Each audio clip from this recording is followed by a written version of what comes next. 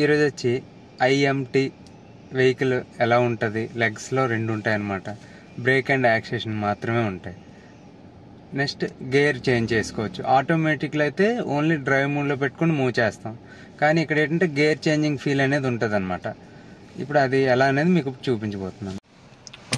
ఇప్పుడు చూడండి, first hand brake down చేసి చూసారా, అక్కడ క్లచ్ ఉండదు అనమాట.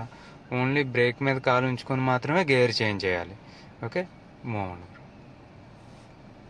ఓకే,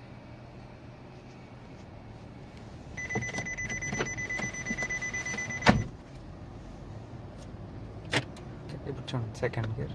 ఓకే, చూసారా, గేర్ వేసేటప్పుడు ఎప్పుడు కూడా యాక్సిలేషన్ మీద కాలు తీసేయాలి.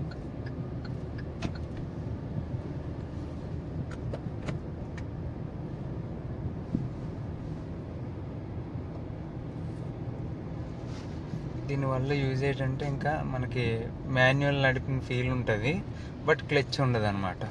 అప్పుడు మనం హ్యాపీగా ఫీల్ అనేది ఎంజాయ్ చేస్తాం.